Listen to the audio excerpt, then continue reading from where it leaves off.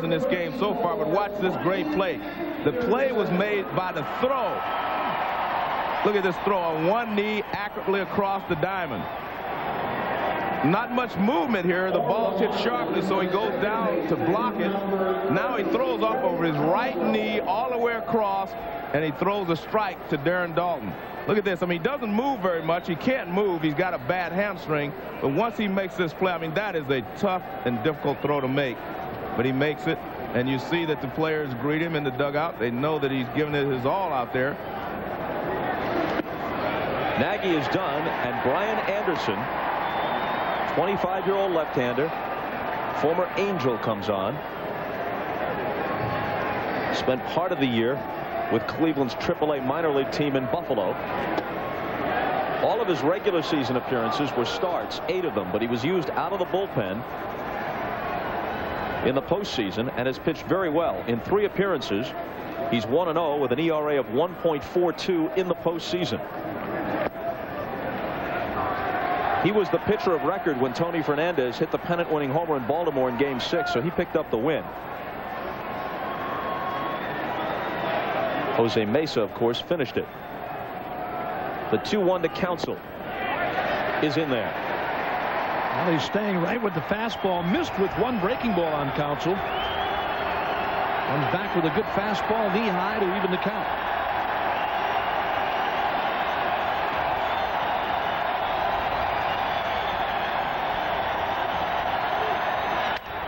Broken bat liner into the seats, and Counsell back to the dugout for new lumber.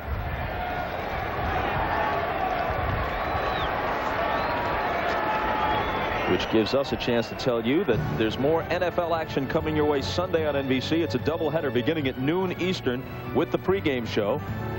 Then in the first half of the doubleheader, most of the country will see John Elway and the Broncos taking on Buffalo, as well as those other games which you saw listed. Jacksonville-Pittsburgh is a big one as a potential second game of the doubleheader, depending upon which game is shown in your area. Check your local listings. Buffalo winning a less than scintillating Monday night game last night against Indianapolis. Denver absorbing its first defeat of the season the day before against the Raiders. Trying to bounce back.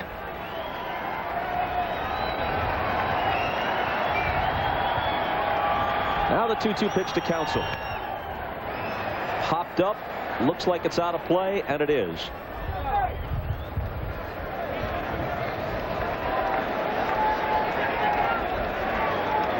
According to Jeff Sleed, who along with Elliot Kalb is assisting us here in the booth, Brian Anderson sports 6 tattoos. The only thing we can say with authority is that none of them appear to be on his forearms, since he's pitching without the sweatshirt, so they are in other undisclosed locations, a half dozen of them.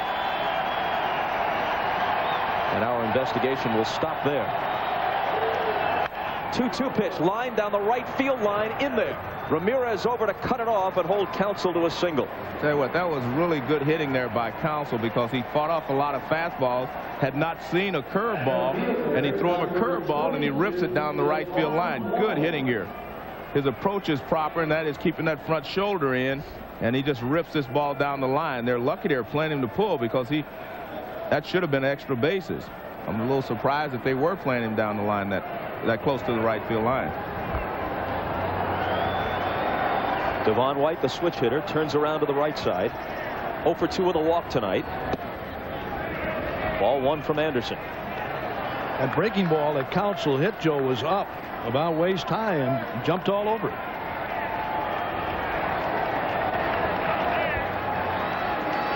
The Indians lead at 7-5 as the Marlins bat in the 7th. A broken bat. Fernandez has it, throws White out, and Counsell moves on to second. And the play by Tony Fernandez. No chance to get Counsell at second. If indeed he did try, he takes the batter and the easier play in Devon White. This is a broken bat. Here it is again. The barrel end of that bat flew back behind home plate and hit the screen. There's Fernandez with the easy flip to first. White's gone with a runner moving to second. Watch this. Watch the barrel end of that bat. Back to the screen.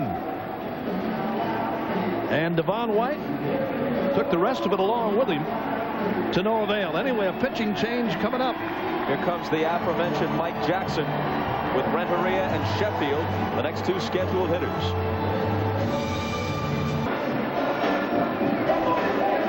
Mike Hargrove's hope was that Brian Anderson could work a perfect inning.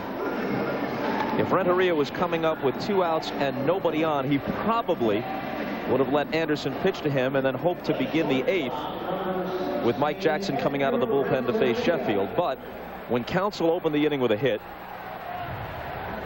he let Anderson pitch to White because White is less dangerous right-handed, and then he has to go to Jackson here with a runner at second, Renteria at the plate, and Sheffield waiting on deck.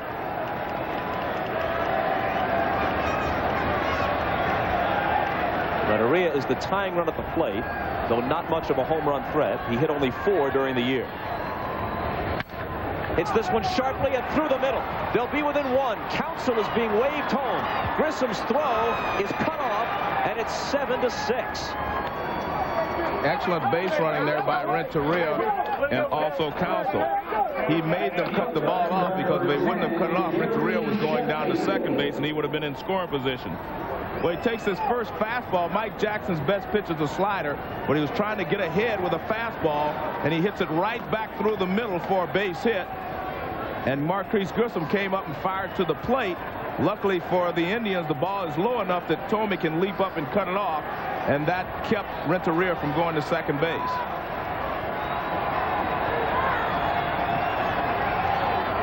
Suddenly, it's a 1-run game, and here's Sheffield. A called strike. Renteria, who stole 32 bases this season, is at first, representing the tying run. 1 out in the 7th.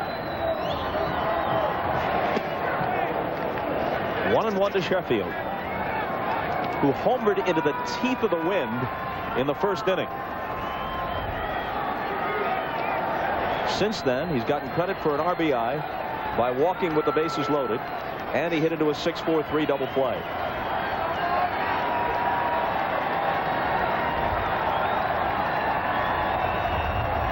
One pitch hammered to deep center field. Grissom on the run.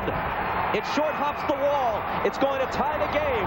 Renteria being waved home on the double by Sheffield. 7 up. Again, excellent base running by Renteria. He never slowed down. As soon as that ball was hit, he took off from first base and was coming all the way around to score. And that's why Gary Sheffield is the most dangerous hitter in this lineup. He can handle any types of pitches. Mike Jackson tries to sneak a fastball by him on the inside part of the plate, and he rips it over the head of Grissom. See, Grissom doesn't even go after it. He knows he can't get there. He plays the carom, trying to hold Renteria at third, but Renteria did a great job of just running right from the time the ball was hit. Bobby Bonilla now with a chance to redeem himself with the lead run out at second. Pickoff play. Sheffield dives back in.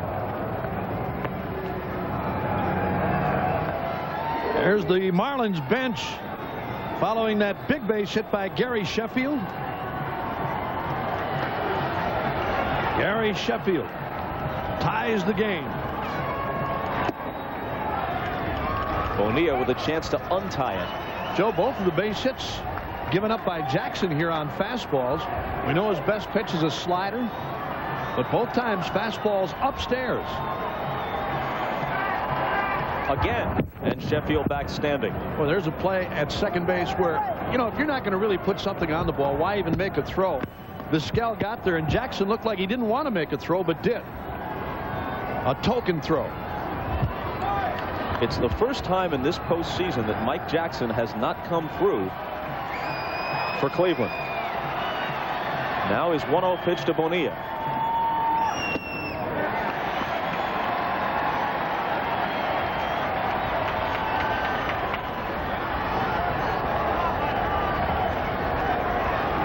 Bobby Bo is 0 for 3. And he has gone out of the strike zone on numerous occasions in these first 2 ball games, although he thinks he says he's swinging the bat well. Wouldn't chase that one. 2-1. And again, Joe West has really been tight with that outside corner in both ways. I mean, the pitches are slightly off, and that's what he's calling. Got to be right on the corner to get the strike. 7-3 Indian lead has evaporated. Tied at 7. Bonilla tips it foul, 2-2. Thomey's homer in the last of the 5th made it 7-3. There was a man aboard when he connected. But the Marlins get 2 in the 6th on the Eisenreich homer, and 2 more here in the 7th to tie it.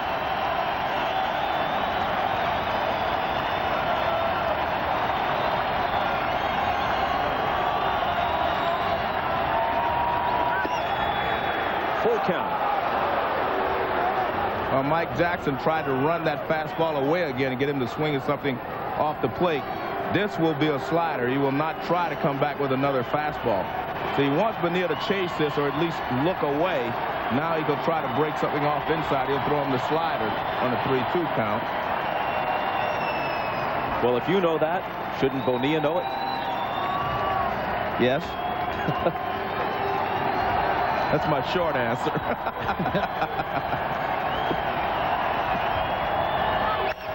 Well, he didn't do it. It looked like a fastball, which he hoists foul and into the seats. That was a fastball.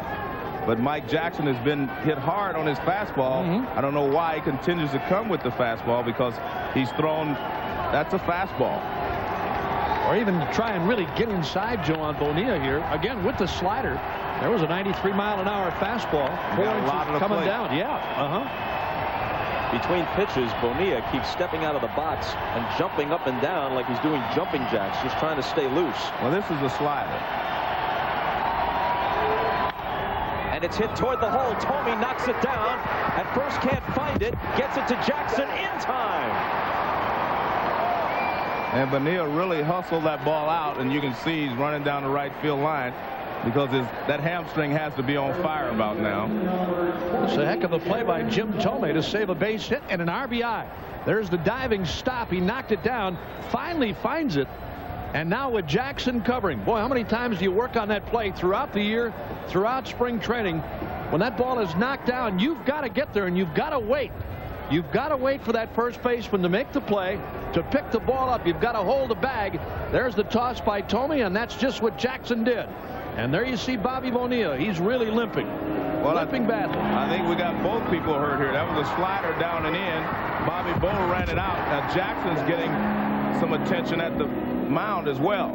Here's the slider down and in, and a nice stop there by Jim Thome. Jackson hustling all the way, gets to first base. Thome gets him the ball in time. Bonilla's on fire, and so is Jackson. Their legs are hurting both of them. Did he step on Jackson? Here comes Bonilla. He's flying down the line. No, Jackson did a nice job of taking the throw and moving away from the bag, but he had some attention behind the mound. It seemed like his leg was bothering him. It seemed like it was his right leg. And there you see Bobby Bonilla trying to stretch his out. Jackson takes a few warm-up tosses, declares himself okay, and now he'll face Dalton, or perhaps not. They're going to walk him. As Dalton takes 4 high and wide, it's worth noting, here's a guy who came very close to retiring prematurely because of all the injuries. He's had 9, count them, 9 knee surgeries. Began the year with the last place Phillies, one of the most popular players in recent Philadelphia history. What a great leader. You're right. A gritty guy, respected by everyone, opponents and teammates alike. He was the subject of trade rumors involving the Orioles at midseason. That never materialized. He winds up in Florida and in the World Series with the Marlins. Let's take a look at Moises Alou and what he has to do here with Mike Jackson. We've seen him take a curveball the other day. This is a curveball. Now watch what happens. He pulls off on it. He doesn't quite get it. Then he stays in on the fastball away, and it hits it in the alley. He's going to have to keep that front shoulder in.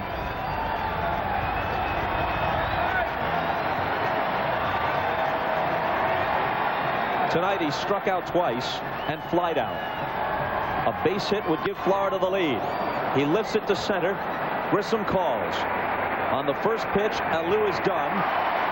And so are the Marlins. But not before they score twice. 7-7 in the 7th.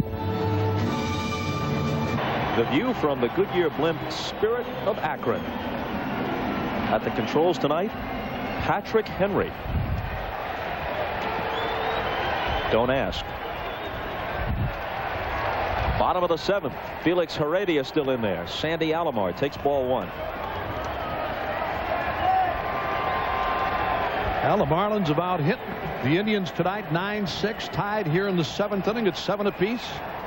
And Sandy rifles a foul down the right field line. Mike Jackson, for the first time in the postseason, has been hit and hit hard.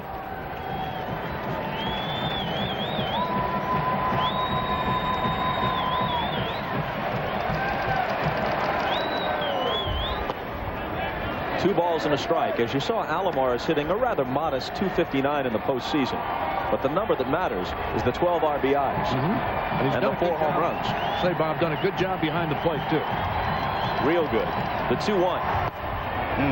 3 balls and a strike. Well, here you are again, that situation. 3 balls and a strike. And a guy like Alomar, we've seen him hit balls out in right and in left. But again, he's not ashamed to go the other way. They play him around to left. There's a major gap in right center for Alomar. Dangerous pitch for Heredia. And it's popped up back of first. Counsell and Dalton near the seats and in the seats. The wind just kept blowing that away from them. At first they thought they might have a play. It winds up about 10 rows in.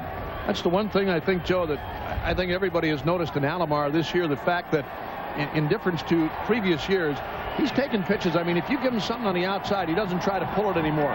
He goes that way and he knows he can hit it out that way. And it's really changed him as a hitter. Including a huge home run off Mariano Rivera in the division series that saved Cleveland. 3-2 pitch, belted the other way. Sheffield turns to the track for the catch.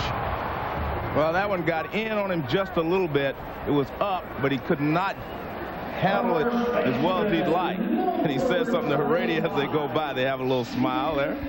Here's a fastball. Now watch it. That ball got in on his hands just a little bit. Watch, he doesn't get it out on the meat of the bat. And that's why he couldn't get it out of here. A lot of wind out there, but Sheffield able to make the catch. Which brings up Tomey.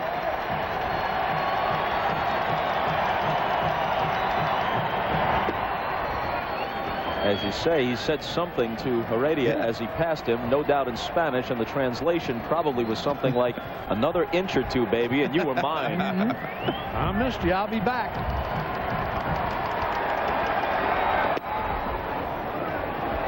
In there, 1-1. In the Florida bullpen, Howell and Cook. Is this a case of mind over matter? Almost all these pitchers tonight in shirt sleeves.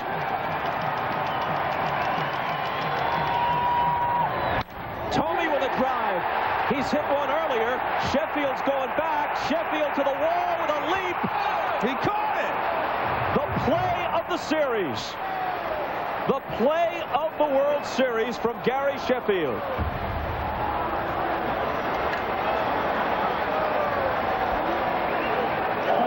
Well, this is a high fastball again, and I mean, he drills it to right center field.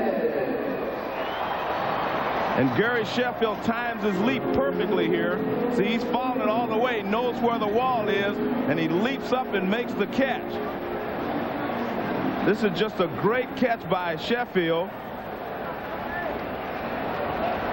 I mean, he timed everything perfectly. I don't know if that ball would have went out of here, Joe. It would have been an extra base hit for sure. And Sheffield a lot of times doesn't get credit for his outfield play. But this is a beauty here. Again, he took a look at the wall, saw where it was, made his leap, and made a heck of a catch. What a play. Yep. Now the 0-1 to Fernandez. As we watch it again, it would not have been a home run. It would have been just beneath the yellow line and off the top of the wall for extra base. His glove went over the top after he made the catch, but that ball would have hit below the line.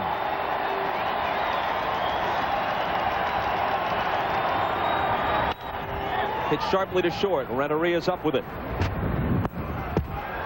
A 1-2-3 inning, but certainly not an uneventful one. Thome thought he had his second homer of the night. Sheffield had other ideas.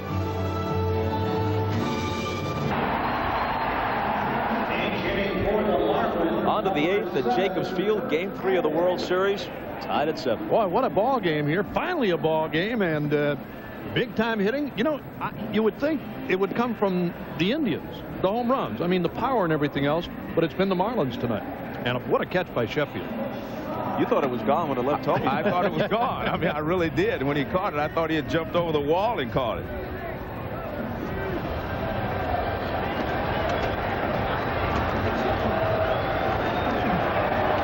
A new pitcher for the Indians, the veteran left-hander Paul Ossenmacher comes on.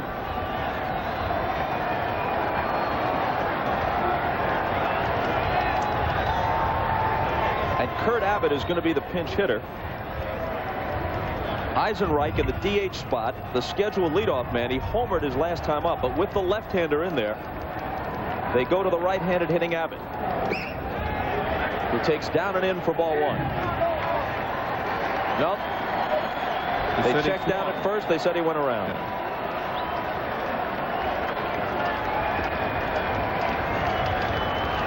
Abbott hit .274 with 6 home runs for the year. Now he's behind in the count, 0-2. Well, there's the pitch that Ossenmacher really loves to throw. It's his bread and butter pitch. Good curveball, spots the fastball, and tries not to get beat with the fastball. I mean, his curveball is nasty, off the outside or down and in. Either way. Fastball high, and he swings late. So Ossenmacher fans the first man he faces. Another reminder for most of you immediately after the game, it's your late local news, then the Tonight Show. But for those of you who want more baseball, Keith Olbermann and Hannah Storm have the World Series postgame show on CNBC.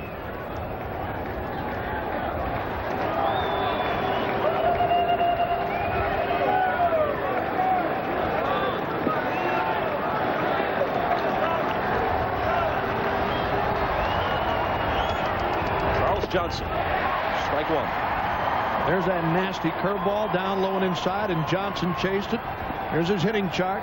Pull hitter for the most part. Every once in a while, a ball to right, go up the middle.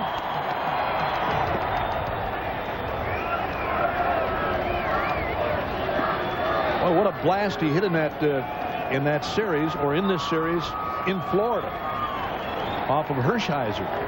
Monster home run. Upper deck shot. Ooh. Fastball high, 2-1.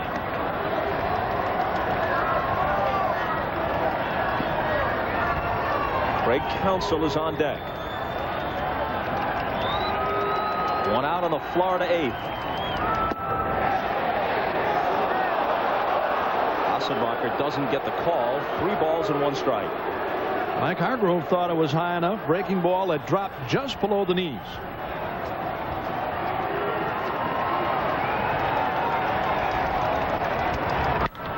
Fastball hit sharply, bounces off the mound and into center field.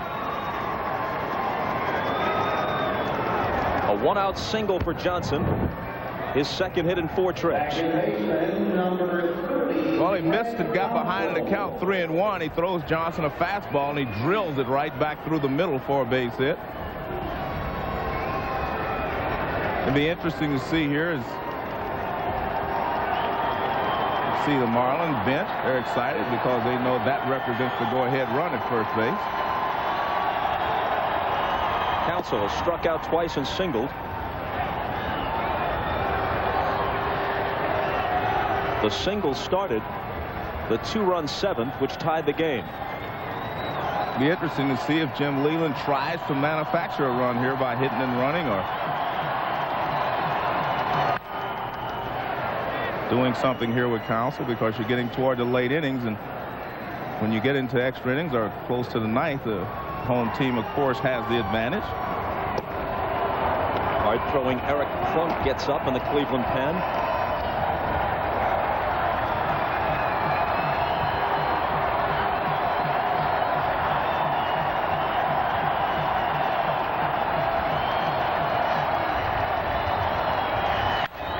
Counsell hammers it foul. I'll tell you, a couple of times tonight, Craig Counsell has gotten out in front of breaking balls and hit them hard, but hit them foul to right. Again, here's the Ossenmacher curveball upstairs and around the inside, and Counsell hit it hard but foul.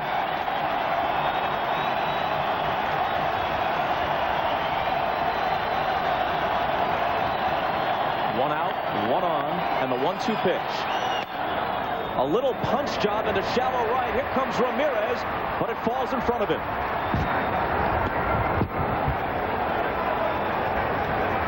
Again, a breaking ball from Ossenmacher and Counsell. This is a tough pitch. This is a breaking ball down low. And watch Counsell cut back on his swing. He cuts back on the swing. There's a low breaking ball, and he punches it in the right, dropping in front of Ramirez for another base hit, his second in the game. That's a good piece of hitting by Counsell. Watch where this pitch is. Down low and outside, and that little flare in the right center falling in between Fernandez and Ramirez. Now Devon White with runners at first and second. Devon is 0 for 3 with a walk tonight. Just 160 in the playoffs and World Series.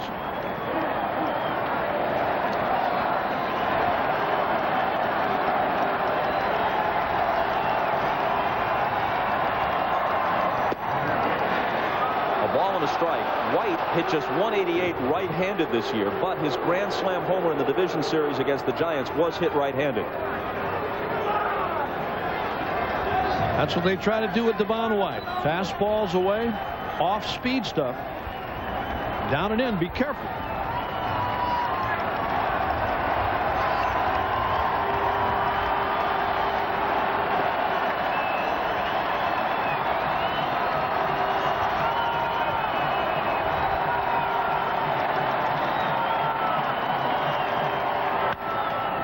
Slow roller charging is Williams. No play. Bases loaded. 3 singles load him up.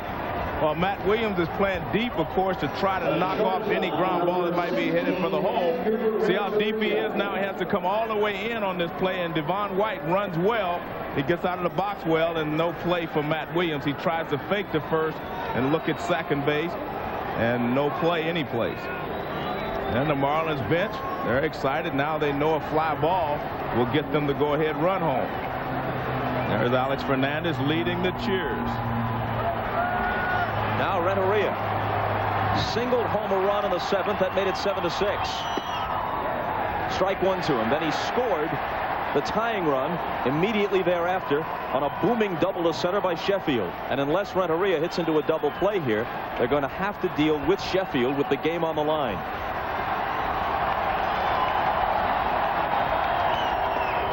Down and in and blocked by Alomar. Boy, what a play by Sandy Alomar, saving a wild pitch and a run that time for Ossenmacher. Watch Alomar shift down inside. Look at this. That is a tough play. That is a really tough play, folks. And luckily, this ball rolled right up his arm. Look, he smothered it against his chest protector. That is a tough play. 1-1 pitch is popped up. Tony Fernandez. The infield fly rule had been called. That's the second out.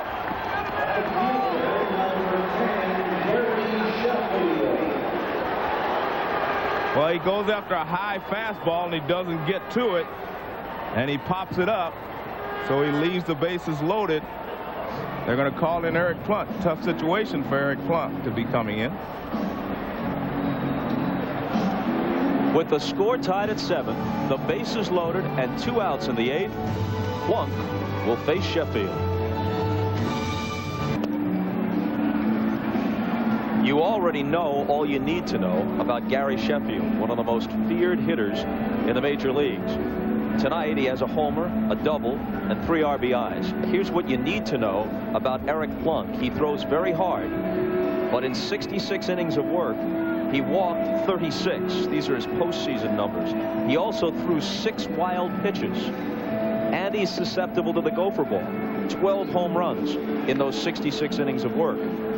Well, that's why I said it's a tough situation for him to come into, because he doesn't have a big margin of error to work with here, because he can't throw anything in the dirt because it may bounce away and become a wild pitch. So he's going to have to go after Sheffield. His best pitch is his fastball when he's got it in the strike zone, but he has difficulty throwing strike. So I would say if I'm Gary Sheffield, I sit on the first pitch fastball. If I'm Eric Plunk, I try to throw the fastball up and in on the first pitch. Johnson at third, Counsell at second, White at first. I don't care what kind of heat you bring. Sheffield is one of the great fastball hitters in the majors. He will turn on anybody's fastball. That's why it's a tough situation.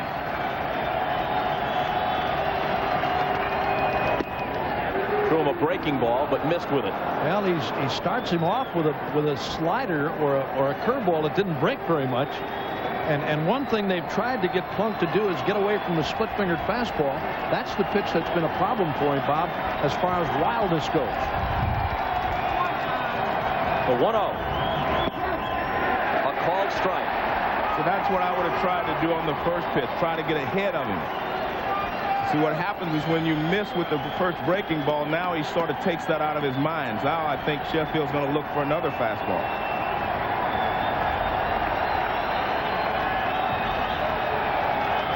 Pressure on Alomar here. Should there be a pitch in the dirt?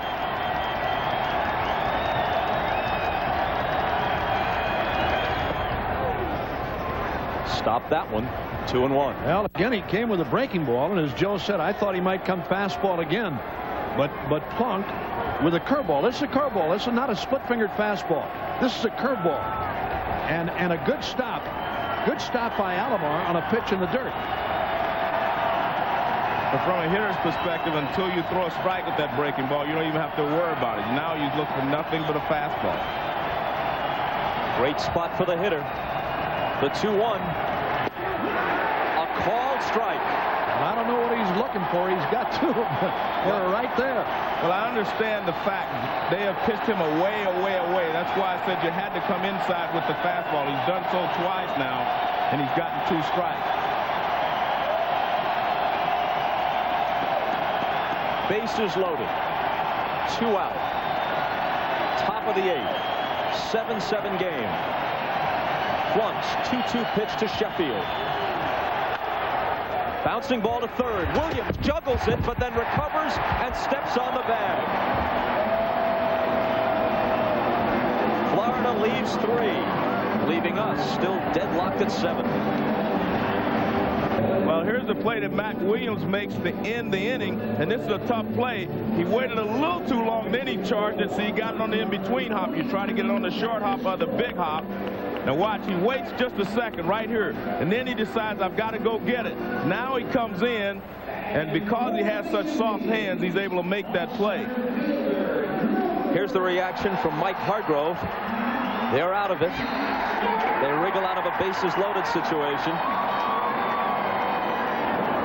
There's Veronica Leland, the 85-year-old mother of Jim Leland, the Florida manager, and her son Tom, Jim's brother, leans over and lets her know what happened. Nope, we didn't score. Still tied. You don't think that was a tough play? That reaction by Mike Hargrove told you what kind of a play that was. Dennis Cook comes out of the bullpen. He's been close to perfect in the postseason. He's faced 24 hitters. None of them has gotten a hit. He's walked 2 and hit a man. Marquise Grissom to face him. More important things on the line right now, but Grissom's World Series hitting streak is in jeopardy. He's hit safely in all 14 World Series games in which he's participated. That's out of play. It's the second longest streak in history. Hank Bauer of the Yankees holds the record with 17. Right now, Grissom is tied with the great Roberto Clemente.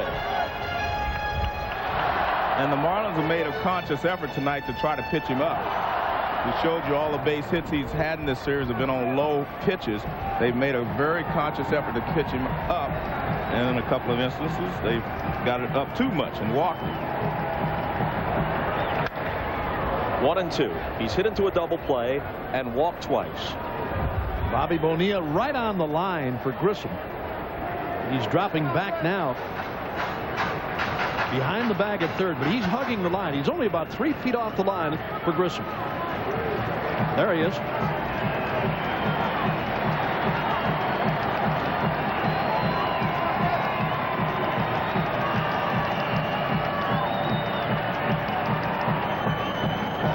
Blowing on both hands, trying to deal with the cold. Grissom being made to wait by the very deliberate Dennis Cook. Asks for time. And now the 1-2 pitch. Dennis Cook with a 97-mile-an-hour fastball. I don't know about that. I don't think so. I didn't think he threw that hard anyway. Some of the Indians question whether Rob Nen really hit 102 the other night in Florida. But heck, this is the Cleveland gun. We're at Jacobs Field.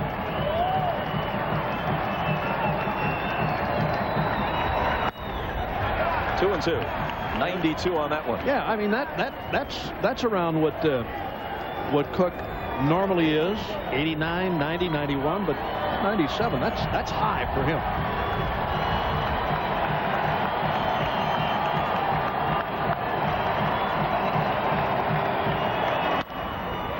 Rolled to short. Renteria backhands across the body with the throw. Safe at first.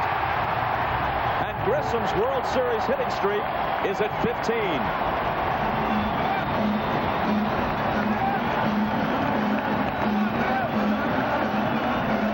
Grissom does a great job of getting out of the box right there. See, he's out of the box, and Renteria knows he has to hurry. He backhands it, and then he has to take an extra step. And his throw is not in time to beat Marquise Grissom at first base. Now watch. Right here, he comes after the ball, but he rounds it, and he has to take an extra step. And on a speedy runner like Marquise Grissom, you're not going to get him in a play like this. You can see he easily beats it at first base. Now here's a play for Roberts now to move him up, and Bobby Bonilla now playing up at third. This is a challenge for Bonilla here if indeed Roberts does get it down the third base line. Roberts is 0 for 4. Bunt situation here. Squares. Pulls back. Takes ball one. If you're sacrificing completely here, you're going to try to push it to the first baseman. If you're going to try to dump it down and beat it out for a base hit, you would drop it down the third base line. So I think you're going to see him push it to first base, trying to move the runner over if he's sacrificed.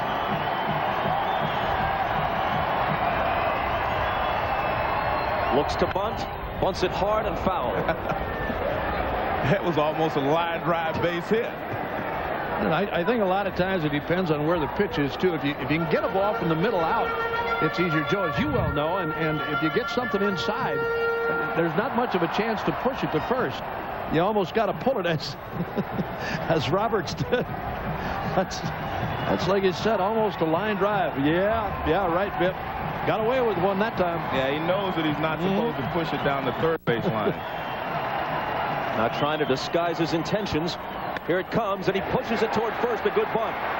Dalton to Counsell. And on the sacrifice, Grissom moves to second. And that's the way to play the game. You're supposed to bunt the ball to the first baseman because the third baseman is charging right away. And if you bunt it to third, he'll have a play at second base. But here he does a good job right off the end of the bat toward the first baseman. The only play they have is to first base, and the sacrifice works.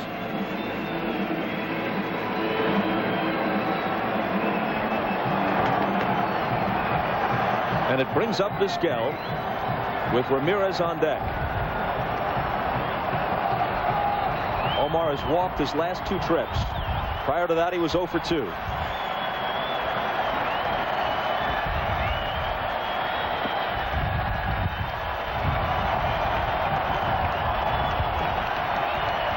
His first walk forced in a run.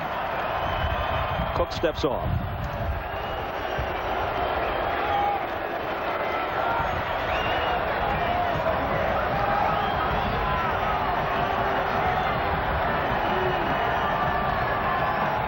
Sometimes you can hardly bear to watch. Series tied, game tied. Cook to Vizquel. Ball one.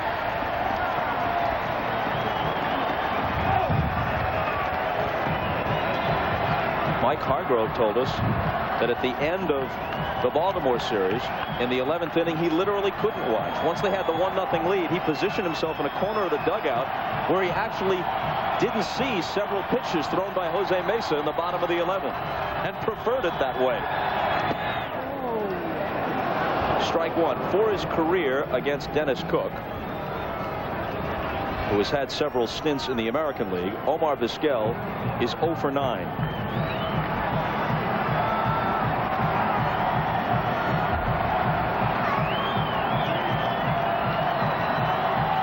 One thing that's interesting here is Counsell is getting himself a little bit out of position, trying to keep Marquise Grissom close at second base. Here's the 1-1.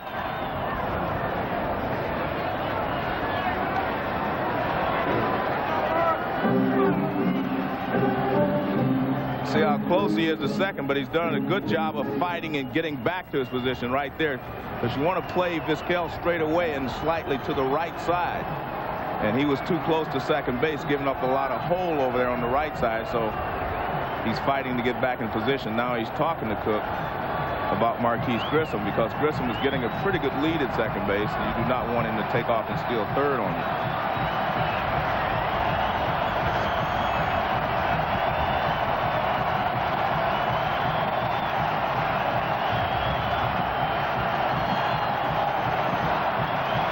Cook with his sign.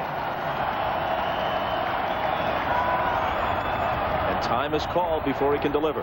And again, Counsell trying to keep Grissom close. And his lead, Grissom's lead at second, is about the same distance that Counsell is away from the bag on the right side. Watch Grissom's lead and then look at Counsell. A look but no throw. How about the outfield arms in the event of a sharp base hit, Joe? Well, Sheffield has a very good arm. Devon White's average. Moises Alou has a pretty good arm. None of them are really outstanding. Sheffield has the best throwing arm of the three. And of course, Grissom runs well. Not quite as well as a few years ago, but still speedy. The 1-2. And see, Vizquel took a shot toward right field there. And that's why Counsell doesn't want to give up too much position over there. About time for Cook to come inside here. He's gone away on Vizquel, and he's had that ability, and he's done it a number of times tonight on those fastballs away, trying to punch the ball to right field. See if Cook comes inside on him one time here, and a ball and 2 strikes.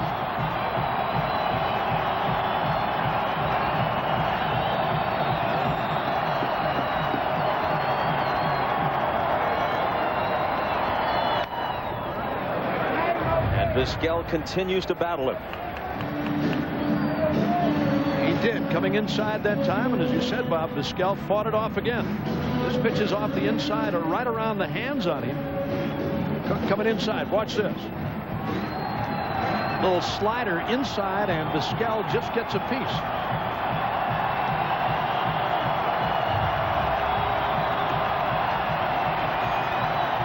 Potential go-ahead run at second in the bottom of the 8th. With 1 out, the 1-2 pitch.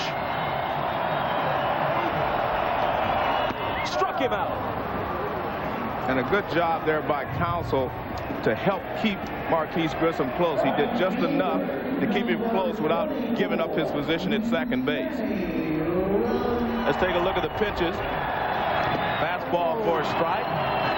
Foul out of play. He fouls off a couple. And then he goes with a high fastball, and he can't catch up with it. And Vizquel very upset with himself. He thought he should have made contact with that pitch. Well, they're trying to decide here whether they want to walk Ramirez and pitch to Justice or not. Something that can't be overlooked in this game is the work done by young Felix Heredia, who came on in relief of Al Leiter. And sometimes you take these situations for granted. You think the game is sort of getting out of hand. It's 7-3. It was his job to keep it there and give his team a chance to come back. He worked 2 1/3, did a nearly perfect job. Meanwhile, his teammates rallied for 2 in the 6th, 2 more in the 7th, tied the game, and that's where we stand now in the bottom of the 8th. The only batter to reach, Bob, against Heredia was the walk to Vizquel to open the 6th. Well, they've gone over the scouting report again on exactly how they want to pitch to Ramirez in this situation.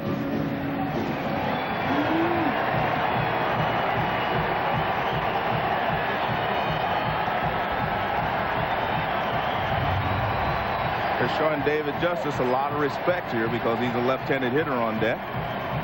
And they are choosing at this moment to go after Ramirez, who has an infield single in 4 trips.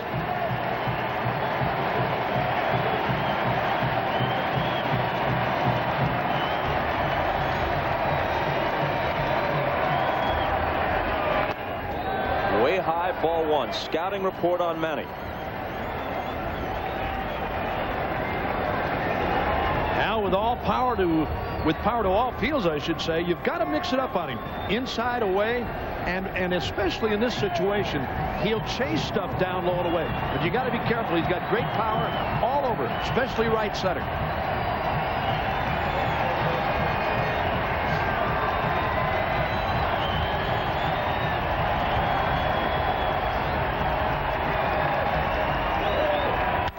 The 1-0 pitch broke his bat. Dalton in foul ground to the 9th.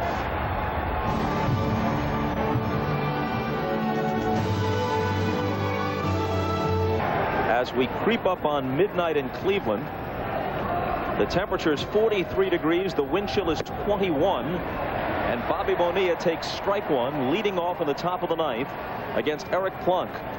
Plunk came in to face Sheffield with the bases loaded and got him to ground out to end the 8th.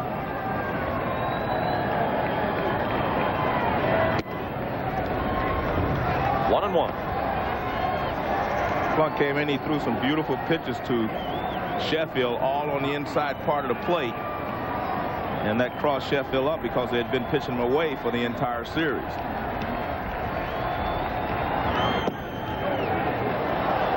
Two and 1 to Bonilla, who's 0 for 4. There's still that tough play by Williams, Joe, that got him out of it, though. And again, Plunk yet to throw a split-fingered fastball. He's featured the fastball and a curveball. Just low, 3 and 1. Darren Dalton and Moises Alou will follow Bobby Bonilla in the Florida 9th.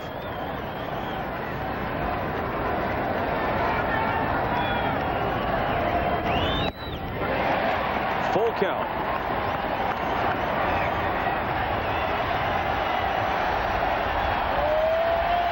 The sellout crowd here at Jacobs Field again on their feet.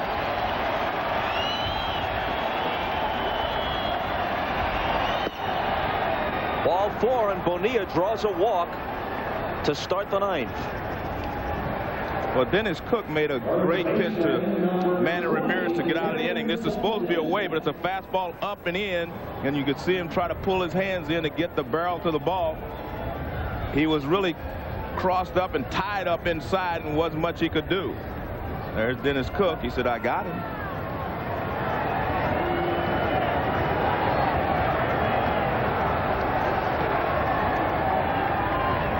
Both teams have left 8. Not that bad in a game where you scored 7 runs. I mean, it's not as bad as it looks. 7 runs, 12 hits, 3 errors, 2 of them costly for Florida. 7 runs, 7 hits, no errors for Cleveland. Dalton had a homer earlier tonight. Rifles this one by the diving Fernandez.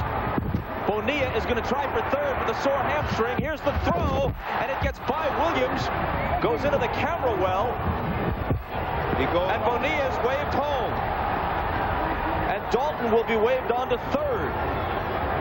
There was a ball that very nearly was a double play. Had Fernandez been able to catch it on the low liner, Bonilla would have been dead between first and second. Instead, he can't come up with it. And as the play unfolds, a run scores, and Dalton winds up at third. Well, for all the things we talked about Bonilla not being able to run, he does a great job of running around at third base. You mentioned the ball past Fernandez. He makes up his mind. I'm going to try to get to third base.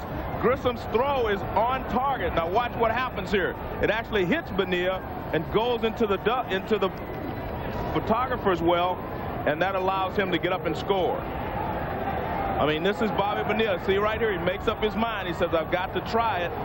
And here he comes. And here's the throw right there. It hits him and goes, bounces away, and he gets up and scores. Now the infield comes in, and Alou cuts and misses. Grissom is charged with an error, a tough error on a good throw. Well, if the ball gets there and a little quicker, it might have gotten him out, but it hits him on the right shoulder and goes away, and you see him pointing home. Rich Donnelly, the third base coach, immediately knowing that by rule, once that ball went into the camera well, the runners get to move up. What a big night for Darren Daulton. 2 walks, a home run. He scored a couple.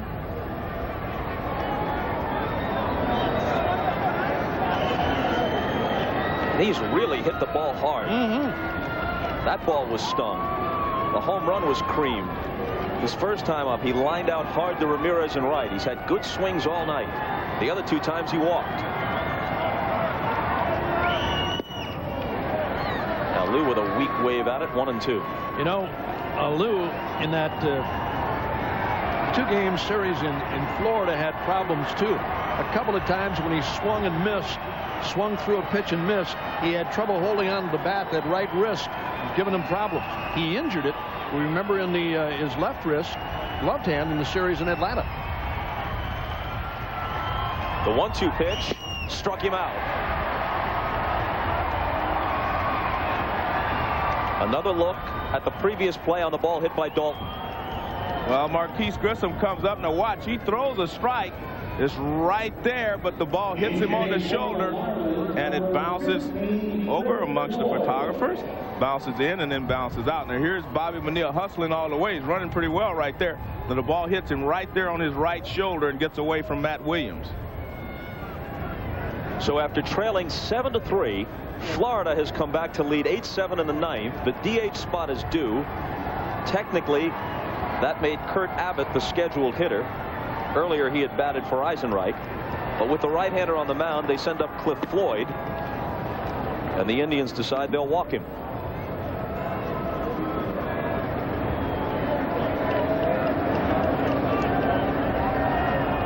It's a good play strategy here for the Indians, because now they can play for a double play with Charles Johnson, the hitter, and they do not have to play the infield all the way in.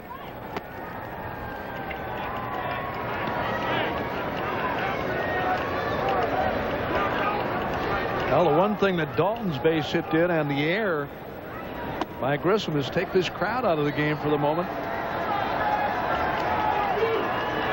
Jim Gray has a report on Bobby Bonilla. Well, it's actually on Edgar Renteria, Bob. He seemed to have hurt his right groin and his right thigh in the field when he tried to make that play on Marquise Grissom last inning. He's sitting there with the hot pack on the inside of his thigh and on his groin area, and he is really limping around. They've been talking to him. I don't know whether or not he will return to the field right now, but he's having quite a bit of problem. Bob? Jim, thanks. Charles Johnson steps in. The infield moves back, looking for the double play. First and third, 1 out. In the bottom of the 9th, David Justice will lead it off, followed by Matt Williams and Sandy Alomar. If anybody gets on, Jim Thome is the 4th hitter. Well, that's why this run at third base is so important for the Florida Marlins to get home. 2-0. And Eric Plunk for the lead. That Dalton's base hit did, and the error by Grissom is take this crowd out of the game for the moment. Jim Gray has a report on Bobby Bonilla.